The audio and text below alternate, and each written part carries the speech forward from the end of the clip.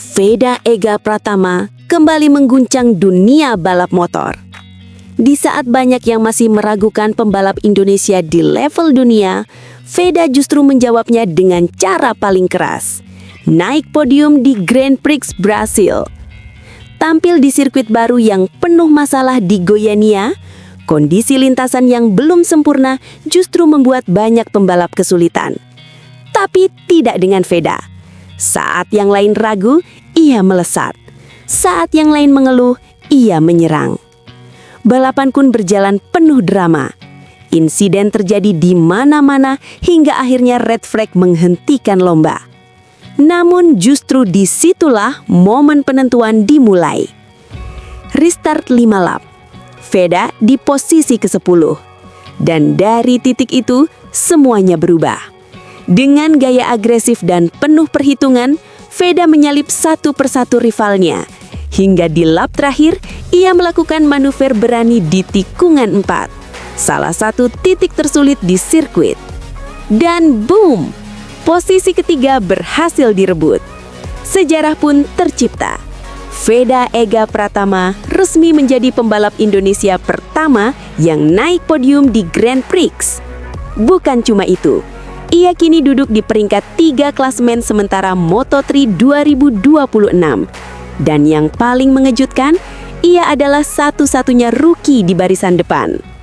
Sementara rival-rival lamanya seperti Brian Uriarte dan Hakim Dennis masih tertinggal jauh di belakang, Veda justru tampil seperti pembalap berpengalaman.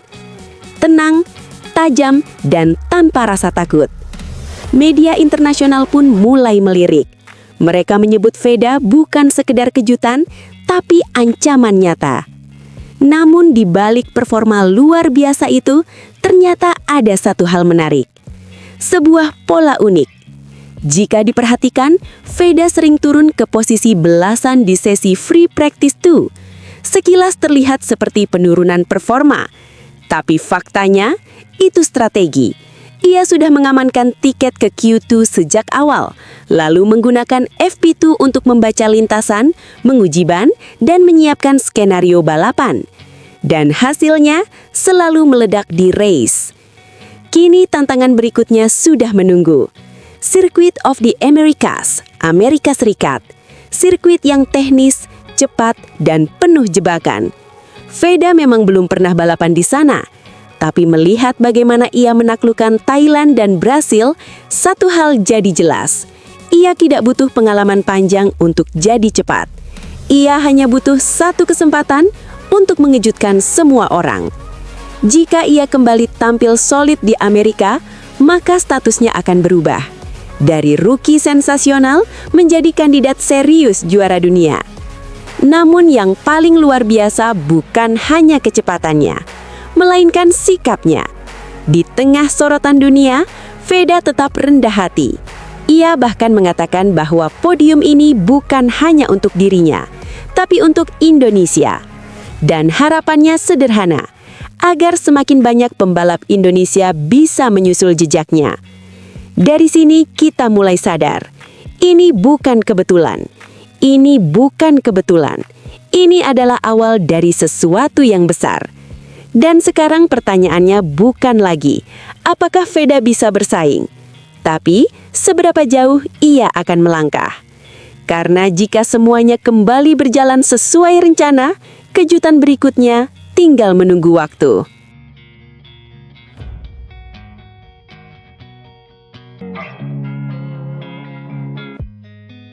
Sirkuit Autodromo Internasional Ayrton Senna jadi saksi. Bukan cuma balapan, tapi juga momen di mana petinggi Red Bull KTM Ejo hampir butuh minyak kayu putih. Begitu bendera finish dikibarkan, kamera langsung menyorot ke garasi KTM. Dan reaksinya, ada yang tepuk dahi, ada yang bengong, ada yang mungkin dalam hati bilang, ini salah setting atau salah kenyataan. Semua gara-gara satu nama, Veda Ega Pratama. Anak 17 tahun dari Wonosari yang tiba-tiba bikin satu pedok mikir ulang tentang hidup.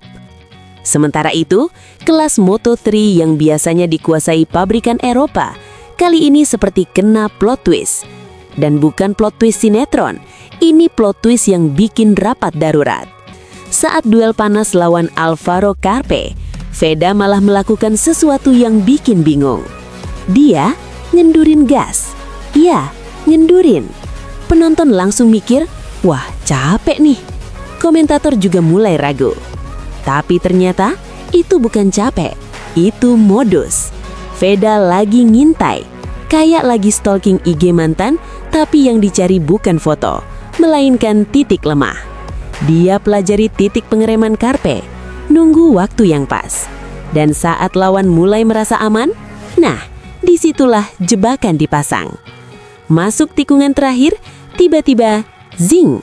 Slickstream dapat, kecepatan naik, dan boom! Late braking ekstrim. Motor Honda NSF 250RW dibawa masuk ke apex dengan kecepatan tinggi. Ini bukan nekat biasa, ini nekat tapi sudah dihitung pakai rumus kehidupan. Carpe baru sadar pas semuanya sudah terlambat. Mau nutup jalur, udah nggak bisa. Mau ngejar balik, ya mimpi aja dulu. Overtake itu bersih, halus, tapi nyakitin. Kayak ditinggal pas lagi sayang-sayangnya. Ngang-ngangnya. Di momen itu, garasi KTM langsung hening, sunyi, seperti habis lihat saldo rekening di akhir bulan.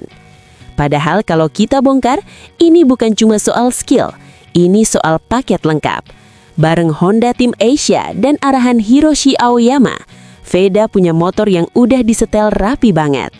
Bodi lebih ramping, aerodinamika lebih licin, posisi riding lebih efisien, dan yang paling penting, engine mapping. Tenaganya halus tapi galak saat dibutuhkan.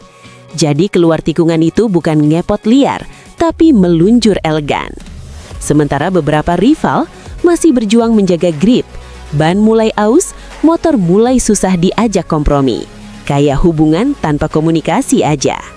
Makanya nggak heran petinggi KTM mulai gelisah. Karena ini bukan sekadar kalah satu balapan, ini tanda bahaya. Selama ini, KTM, CFM Moto, dan Gas-Gas nyaman di atas. Honda Team Asia sering dianggap ya sekadar lewat. Tapi sekarang, yang lewat justru mereka. Disalip, pelan tapi pasti. Data bicara jelas, Veda konsisten, pengereman presisi, manajemen ban rapi, dan yang paling penting, mentalnya dingin. Dingin tapi mematikan. Sekarang satu hal jadi jelas. Roket Wonosari ini bukan sekadar numpang lewat. Dia datang dengan satu tujuan, naik podium dan kalau bisa bikin rival overthinking. Podium di Brazil ini bukan akhir, ini baru trailer. Film utamanya masih panjang. Dan dunia mulai sadar,